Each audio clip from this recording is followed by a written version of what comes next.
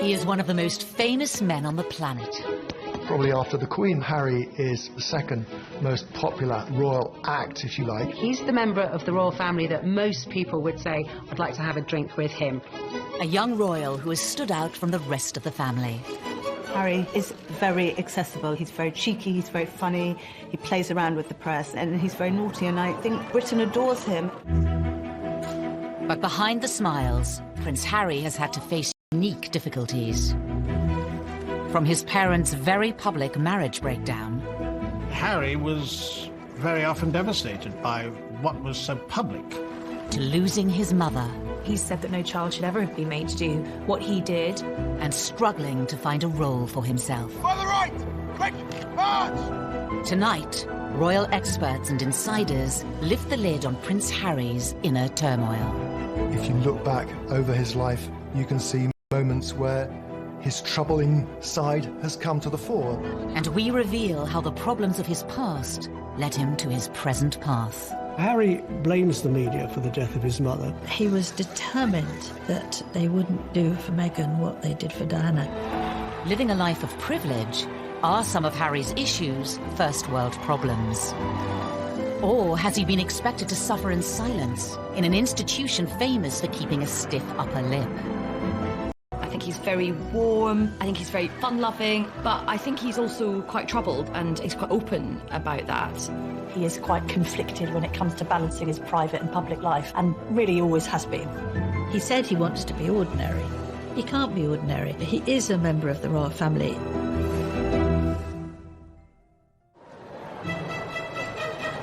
The 15th of September, 1984. The nation was at fever pitch for the birth of Prince Charles and Princess Diana's second child. Britain loves the birth of a royal baby. Charles and Diana were hugely popular, and everybody wanted to see whether they were going to have a little girl or a little boy.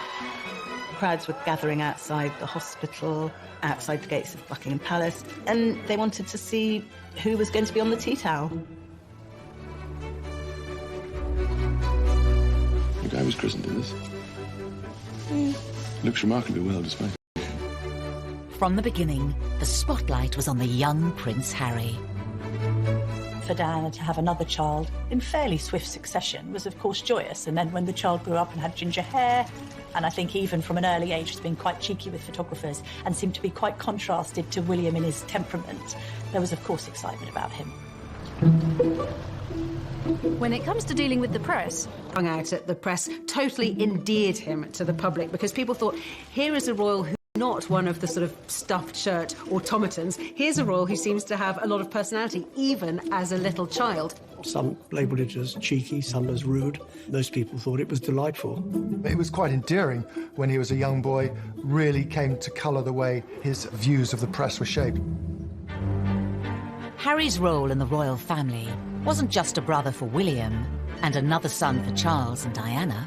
On paper, Prince Harry's start in life was incredibly privileged, incredibly lucky, but actually in reality, being born as the younger brother of the future King of England is a very difficult position to be born into. Of course, they're known rather unkindly as the spare.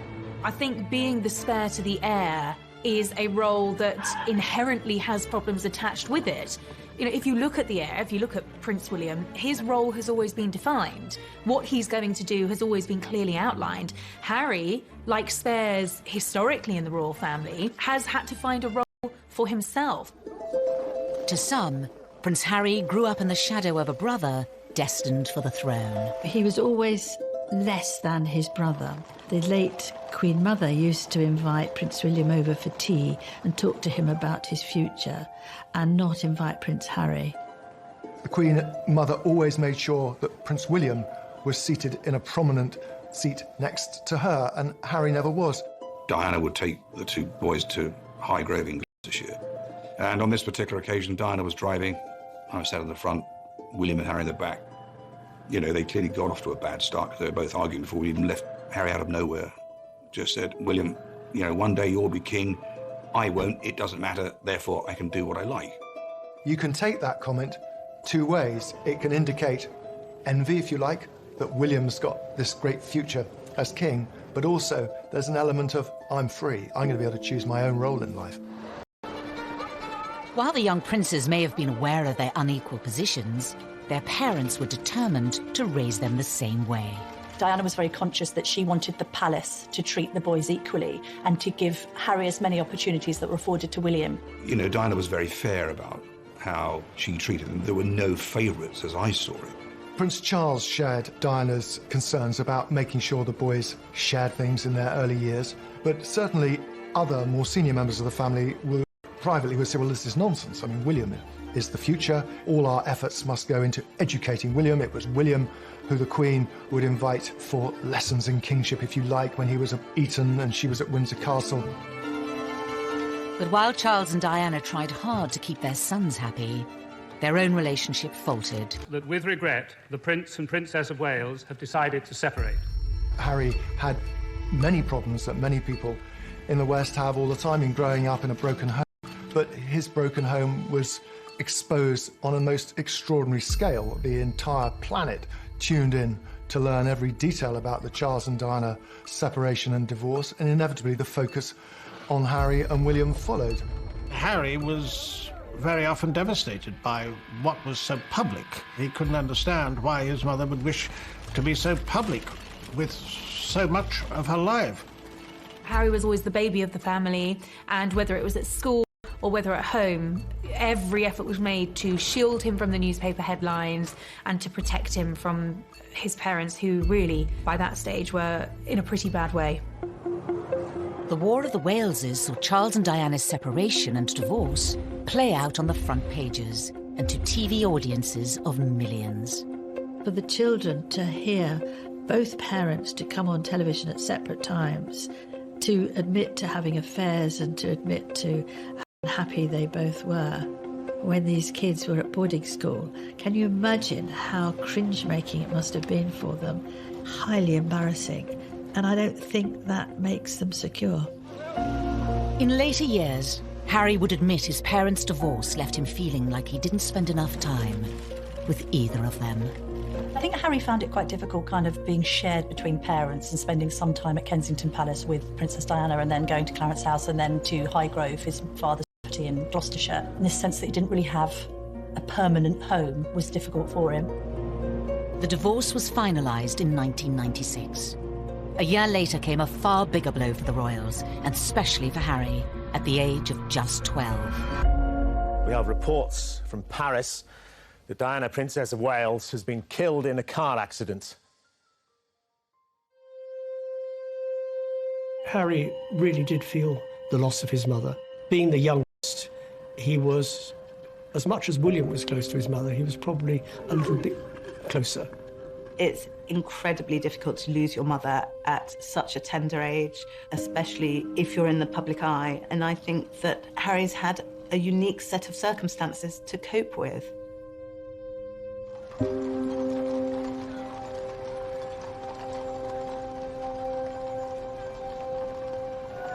Less than a week after Diana died, her funeral was watched around the world by around 2.5 billion people.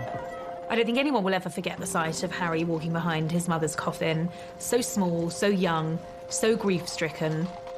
But this is part of it's been very difficult for him. There's a mantra within the royal circles that you do not wear private grief on a public sleeve. And they were incredibly brave in the way they presented themselves. All around them, people were caterwauling, weeping, wailing, and anybody hearing that would break down. But no, they didn't.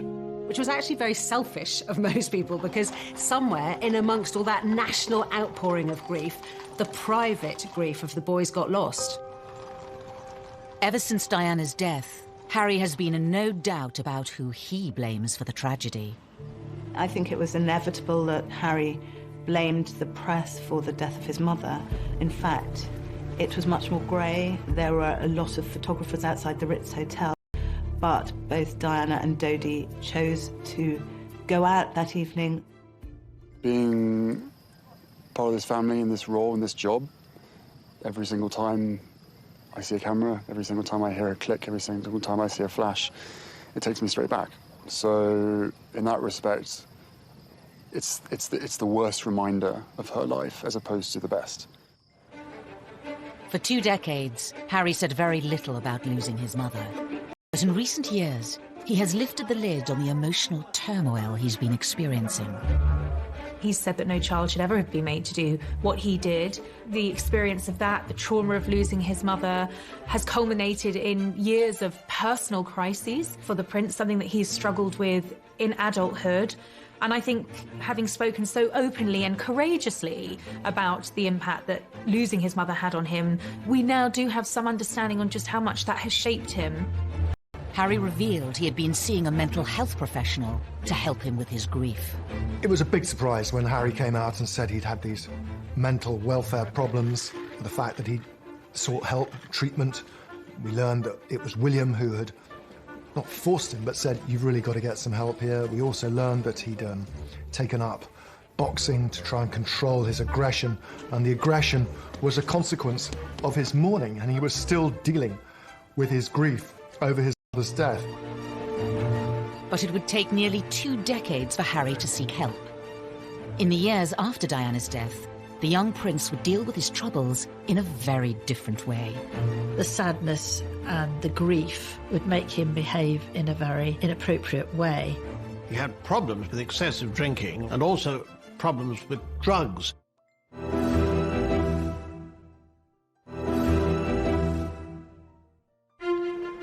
By the early 2000s, Prince Harry was privately mourning the loss of his mother. Prince Harry told me that for years he buried his head in the sand, and he did this from quite an early age. But in public, he was gaining a reputation.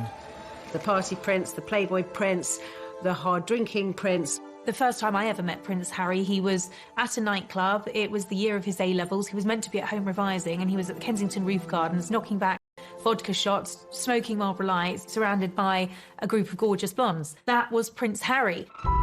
Harry's wilder side had emerged even before reaching his A-levels. A newspaper had been passed details about Harry drinking, being involved in lock-ins in local pubs, and smoking cannabis on occasions too. You can really understand how a lonely, privileged, unhappy prince would end up drinking and smoking and taking cannabis to fill those hours and to hang out with people who he thought really liked or even loved him. 16-year-old Harry was made to visit a drug rehabilitation clinic by Prince Charles to educate him on what could happen if he didn't change his ways.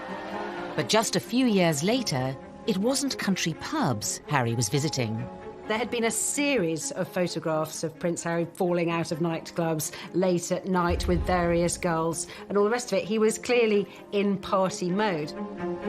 In 2004, Harry had an altercation with a photographer while leaving a West End nightclub. There are two sides to that story. On one hand, the photographer saying that Harry lunged at him, possibly after a few beers, and the palace saying that the photographer had knocked him with his camera. Was this kind of behaviour just part of growing up, or did his troubles run deeper? Harry's naughtiness was sometimes just boyish, but other times was really a symptom of his deep grief. It was outlets for his despair, I think. Everything he did was always going to be examined with microscopic detail. He couldn't, in other words, get away with the kind of things that many of his teenage friends could. It was obviously also storing up that sense of resentment that Harry came to have against the media. No one's making judgments, you're just being reported. And actually, some of this has helped to fuel your popularity. People love a royal rebel at the end of the day. Regardless of public opinion, Harry has been open about his feelings towards the media. He admitted to reading coverage about himself when he turned 21. They still upset me and I still read them. Why, I do not know, but I have to read them just for peace of mind, just to know what they've written and to see who wrote it and see who took the photographs, write that down for later. But there was one newspaper report about Harry's behaviour that upset many others. In 2005, while attending a costume party, Harry wore a swastika armband. That was an episode that happened and he was fully protected by the royal machine, and yet it still happened. It was a gradually, sir, this is a really bad decision. Don't wear the Nazi costume. I thought it was actually quite unfair at the time, and I still think it was quite unfair. It was clearly not a political statement. It was clearly a stupid teenager doing a very stupid thing, thinking it was funny. Harry apologised for it. He said it was something that he regretted. It happened on the eve of him joining Sandhurst. The Royal Military Academy, Sandhurst. In May 2005, Harry spent nearly a year here, training to be an officer cadet in the army. Something he'd wanted for a long time. One of the things that we saw very much with Harry growing up was the fact that he absolutely adored the military. I remember him as a 5-year-old strutting up and down the road at Kensington Palace in army fatigues. Harry excelled in his training and was commissioned as an army officer in April 2006. I think Harry found purpose in the army. I think he found safety in the army, ironically, because of course it wasn't safe, but I think he found emotional safety in the army. The army allowed Harry to feel normal. That's what he wanted. It's completely normal. It's as normal as it's going to get. I'm one of the guys. I don't get treated any differently. Even though Harry felt normal in the army, the rest of the world couldn't forget he was a royal. And that brought problems. When he was told he couldn't serve on the front line, he was absolutely furious and wanted to be treated like any other soldier. I have decided today that Prince Harry will not deploy as a troop leader with his squadron. There was a U-turn on a decision to deploy Harry to Iraq in 2007 over safety fears. I joined the army unless I thought I was going to. Simple as that. If they said no, you can't go front line, then I wouldn't drag my sorry ass through Sandhurst, and I wouldn't be where I am now, because the last thing I want to do is have my soldiers sent away to Iraq or wherever like that, and for me to be held back home twiddling my thumbs thinking, well, what about David, what about Derek? At that time, everyone else was going to Iraq, and he felt he should too, and it was enormously frustrating for him. Eventually, Harry was allowed to serve in combat zones. In 2008, it was revealed that he had been deployed to Afghanistan. The day he flew out, he was ecstatic, really. He said that being in theatre in Afghanistan, you know, something that most people would find frankly terrifying, was as normal as he was ever going to get, and he loved it for that reason. But his time on active duty was short-lived. A media blackout was imposed on Harry's posting for his protection until an Australian magazine revealed where he was, and he was forced to leave. He'd had his opportunity in Afghanistan cut short. He could see which way the wind was blowing. It was unlikely he'd get another retraining to become a very competent Apache helicopter pilot, and this allowed him to have a second bite at the cherry and to go back out there. On his second deployment, the media were allowed much more access to Harry. Not that he was happy about it. And so what do you think the public perception of Harry is? I don't know, it fluctuates. It depends on what the media want to write, I suppose. I mean, you know, I'm out here doing a job and I really enjoy it. I never wanted you guys to be out here, but there was an agreement made to invite you out on the deal that the media didn't speculate before my deployment. That's the only reason you guys are out here. Harry may not have wanted the cameras there, but it did give the world a chance to see him in his element. If you speak to anybody in the military, they will always say he was absolutely fantastic. Being dragged away from my guys, I think it was all done, it wasn't done in the wrong way, but it was just...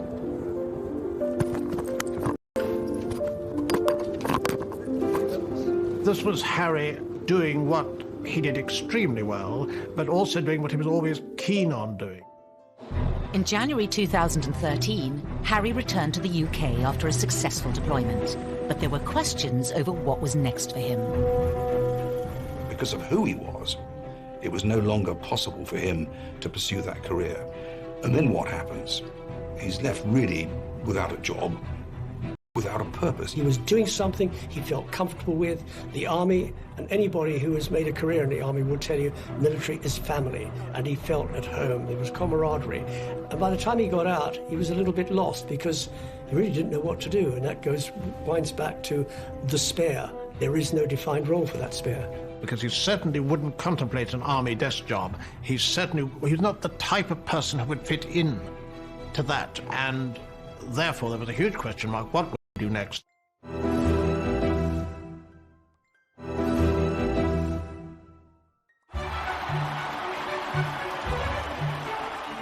In April 2011, the world watched as the future king of the United Kingdom married his queen.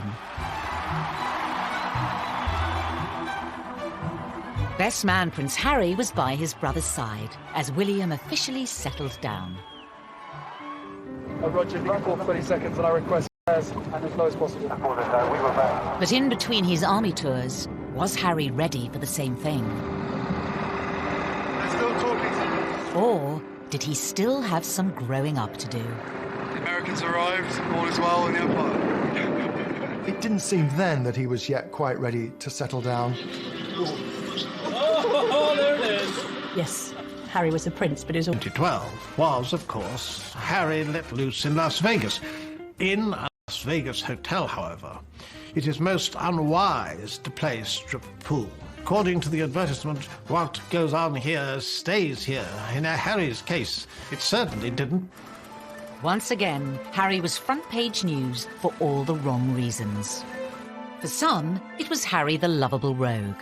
The tabloids ran the images of him basically stark naked, covering his crown jewels, I think. There was no wrongdoing there. It was a bit of harmless fun. And what's been interesting about Harry is actually quite a few of these episodes have endeared him to the public even more. But Harry was still struggling to reconcile the role he had been given at birth and the man he was becoming. Probably let myself down, let my family down, let other people down, but at the end of the day, you know, I was in a private area and there should be a certain amount of privacy that one should expect. But, you know, it was probably a classic example of me probably being too much army and not enough prince, is a simple case of that. After Harry's second tour of Afghanistan, he found a way to combine being a prince with his passion for the military. Your stories move, inspire and humble us. You prove that anything is possible if you have the will. Welcome to the Games. Welcome to Invictus. He founded Invictus Games, helping disabled and wounded men and women from the services. Invictus was also a way for Harry to address his own troubles, as Angela Levin discovered when she interviewed the prince.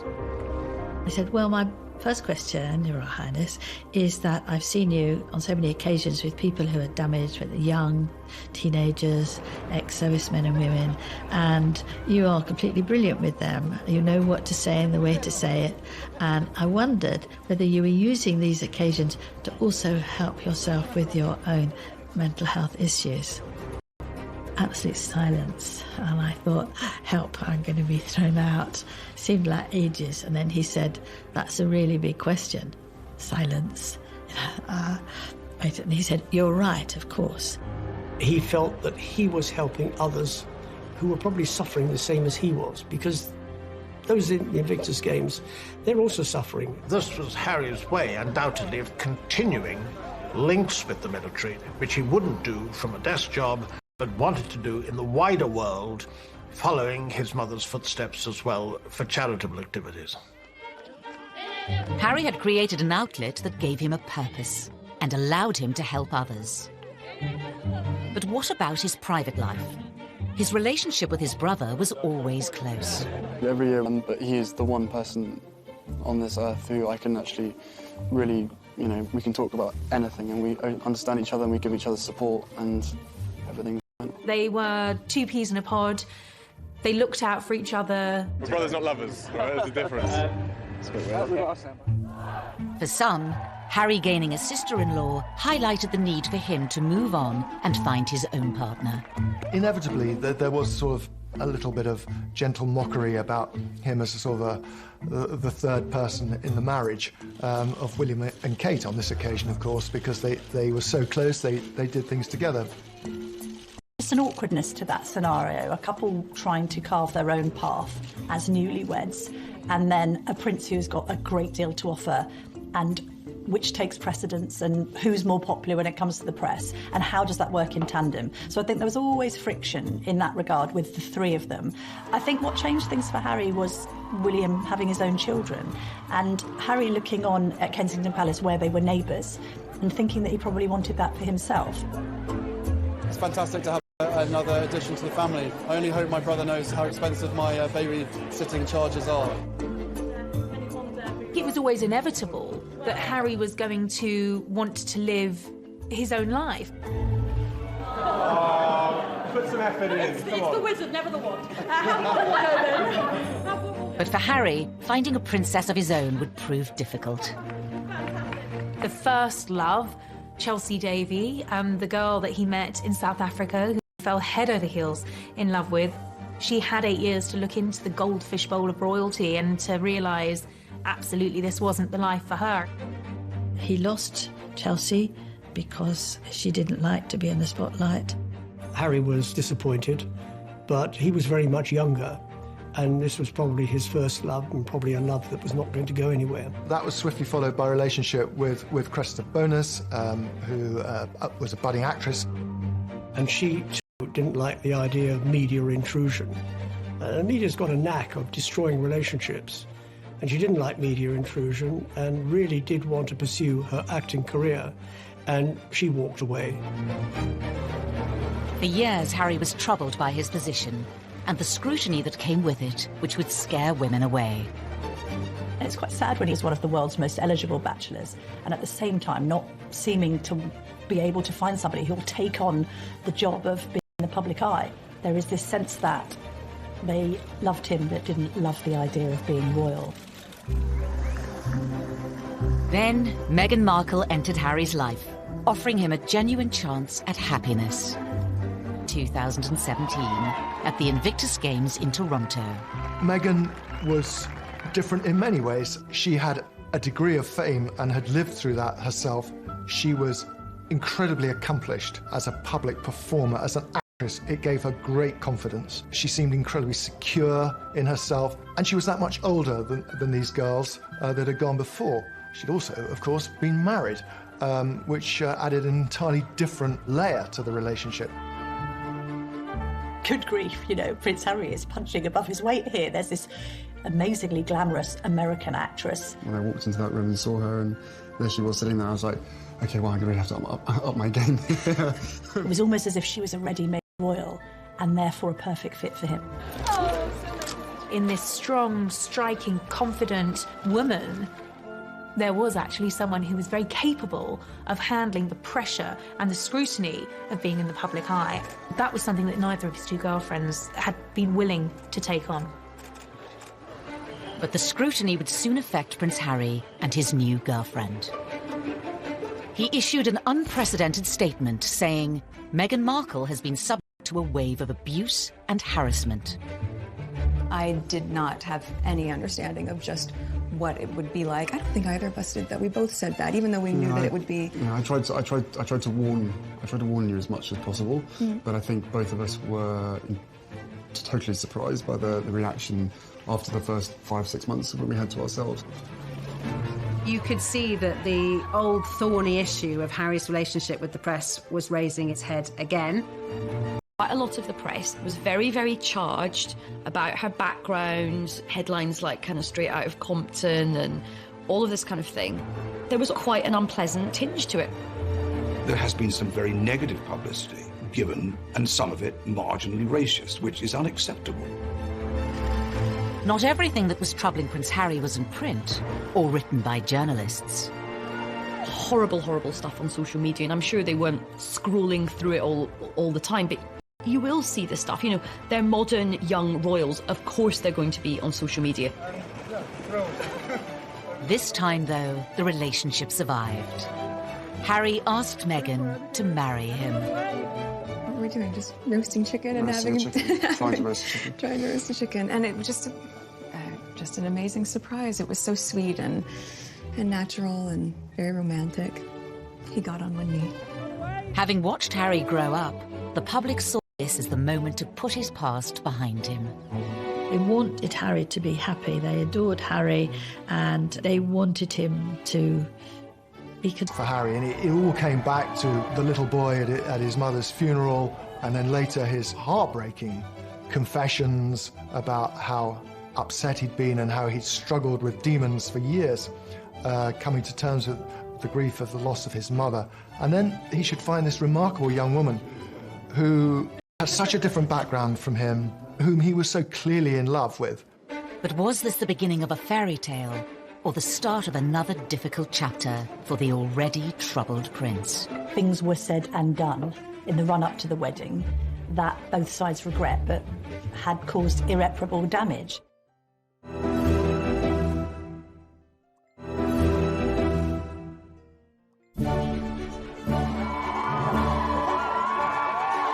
On the 19th of May 2018, all eyes were on St George's Chapel in Windsor. The wedding day was wonderful. Meghan looked beautiful in her dress. Harry couldn't have looked happier. The ceremony itself was so vibrant, it was so new, it was so different, it was so unique to the two of them. And I think it was the start of something very, very happy and very, very special. Nobody can deny that the wedding day itself was sparkling. It was magic. It was like Disneyland. But not long after, Harry was once again facing familiar troubles with the press. The wheels started to come off amid suggestions that the couple had been a bit difficult over the planning of the wedding, and that demands were being made that perhaps weren't quite in proportion with their place in the royal pecking order. He said before the wedding, what Meghan wants, Meghan gets. And I think he defers to her a great deal. She's a very confident, articulate woman who's done very well for herself. But I think she has no idea of the sense of duty, which is understandable because she's never been a member of the royal family. But she won't be confined by protocol. The level of perceived criticism against Meghan is something many say has had a profound effect on Harry. He saw echoes of what had happened with his own mother and thought, I'm going to speak out about it. And I know a lot of the press were very, very angry about this. Lots of people were saying, how dare he have the temerity to break this code, that you would never, ever complain. But unlike other members of his family, Harry has not always observed the royal code of silence. After the birth of his and Meghan's son, Archie, he became even more defiant. I will always protect my family, and now I have a family to protect. Everything that she went through and what happened to her is incredibly raw every single day. And if anybody else knew what I knew, be it a father, be it a husband, be it anyone, you'd probably be doing exactly what I'm doing as well. I think Harry fears that there will be parallels between his own relationship and that of his mother, and he's very keen to protect Meghan and Archie. I mean, I have the two best guys in the world, so I'm really happy. Harry is so protective of Meghan because of his mother and this idea that he doesn't want any other woman in his life going through what Diana went through. The trouble is with that is he has rewritten history somewhat, because although there was undoubtedly a hounding of Diana, there was also a manipulation of the press. In the eyes of some, criticising the press for criticising them hasn't always been warranted. Meghan flew to New York for a baby shower. Now, nothing wrong with going to a baby shower. That's what Americans do. We don't do it so often in the UK. But she flew over private jet. What's wrong with a commercial jet? They went to Ibiza and the south of France in private jets. What's wrong with commercial flights? And that's where they were getting criticised, because they'd been preaching climate change, they'd been preaching the environment, they'd been preaching global warming and doing all the things that they shouldn't be doing. Everybody deserves a critical word written about them. Nobody should be above reproach. The press accused them of hypocrisy, and there's no question also that they weren't, it seemed, listening to advice or paying much attention to precedent. All of this made the atmosphere very unhappy. While the press levelled criticism in public, behind palace walls, Harry was allegedly facing troubles of a much more private nature. One of the things that unquestionably adversely affected the relations between Harry and William, who were so close for so many years, was a series of rumours after the wedding. William expressed doubts to Harry as to whether or not he was too quick in being engaged to Meghan.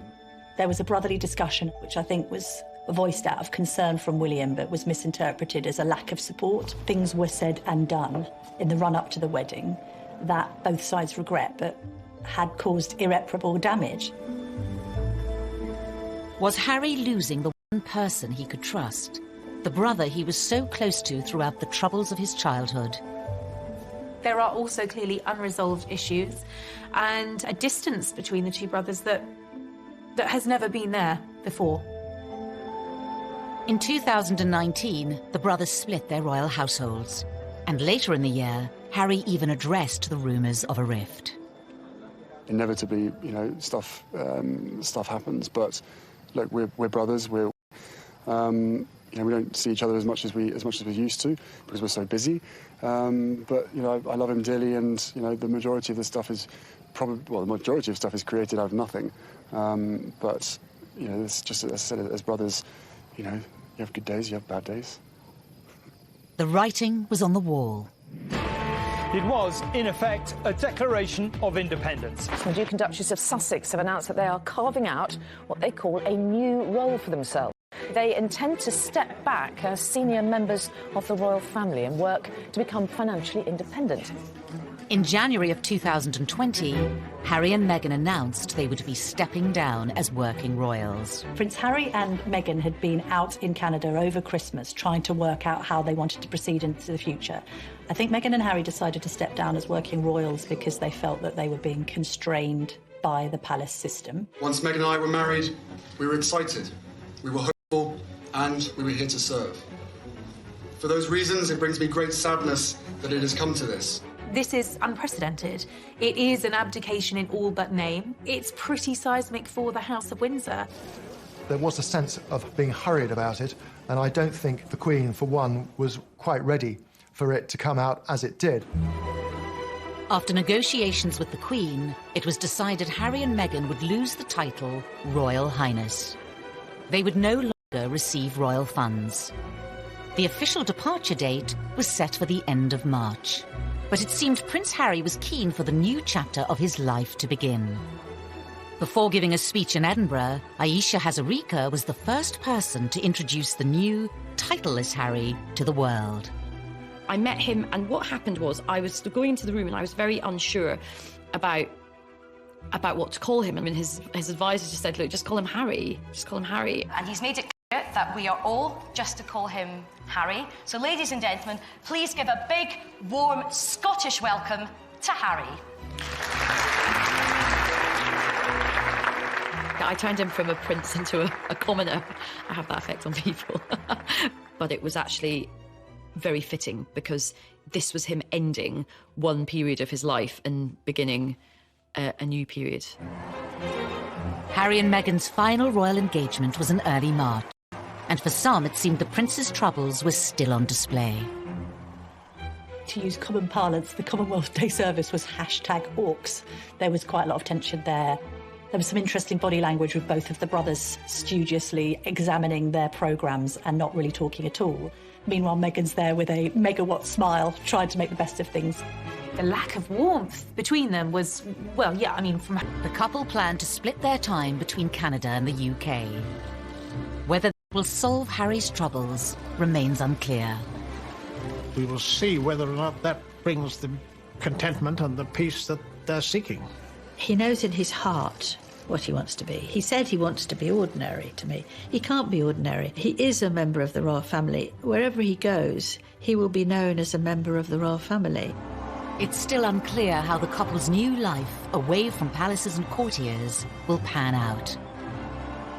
The Queen has made it very clear that she would always welcome him back, and the arrangements where they have to drop the titles and not receive the sovereign grant and all these restrictions are only for a year, and after that it's going to be looked at again. So they're really under the watchful eye of the royal family for the first year, which they probably don't like at all.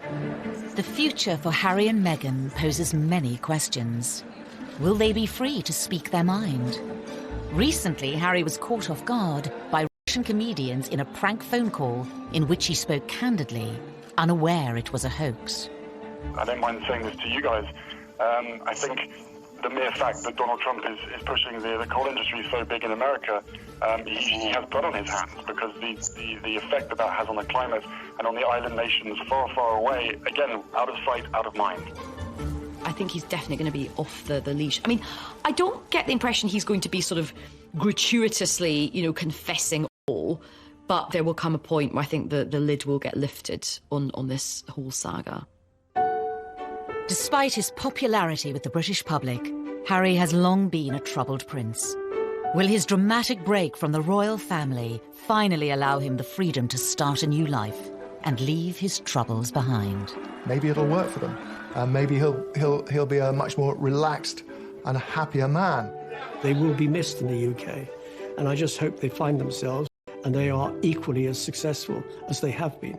There is a great sense of loss, that this is Britain's loss, this is the royal family's loss at the end of the day, and it's North America's gain.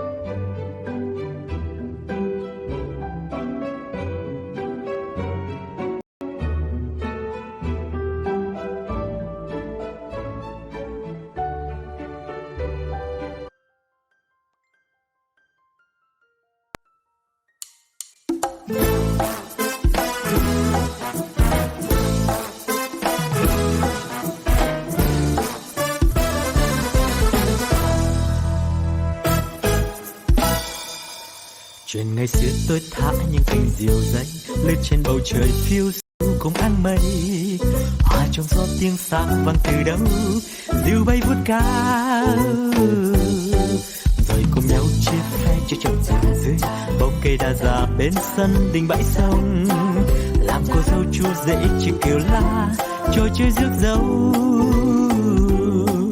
Kỷ niệm xưa mãi sống trong cuộc đời tôi, thân tin tôi thơ.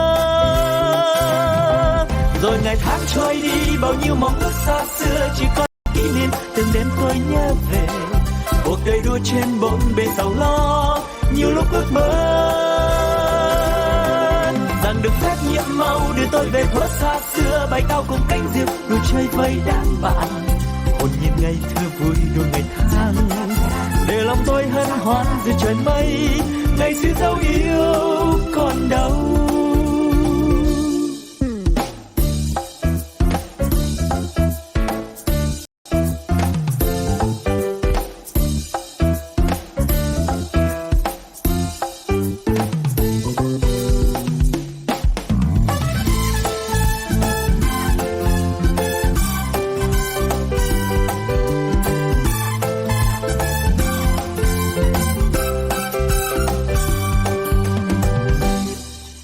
Ngày xưa tôi thả những cành diều dây lướt trên bầu trời phiêu du cùng áng mây, trong gió tiếng sáng vang từ đâu diều bay vút cao, rồi cùng nhau chia phe chơi tròn rừng dưới bóng cây đa già bên sân đình bãi sông, làm cô dâu chú rể chỉ kêu la trò chơi rước dâu. Kỷ niệm xưa mãi sống trong cuộc đời tôi, thân tin tôi thơ. Rồi ngày tháng trôi đi, bao nhiêu mong ước xa xưa chỉ còn là kỷ niệm. Từng đêm tôi nhớ về cuộc đời đua trên bốn bề sầu lo, nhiều lúc ước mơ rằng được phép nhiệm màu đưa tôi về thuở xa xưa, bay cao cùng cánh diều đua chơi với đám bạn, hồn nhiên ngày thơ vui đua ngày tháng, để lòng tôi hân hoan cùng trời mây. Ngày xưa dấu yêu còn đâu. Rồi ngày tháng trôi đi, bao nhiêu mong ước xa xưa chỉ còn là kỷ niệm. Từng đêm tôi nhớ về cuộc đời đua trên bốn bề sầu lo, nhiều lúc ước mơ rằng được phép nhiệm màu đưa tôi về thuở xa xưa, bay cao cùng cánh diều đua chơi với đám bạn, hồn nhiên ngày thơ vui đua ngày tháng còn đâu. Diều ơi tiếng sao ngày xưa,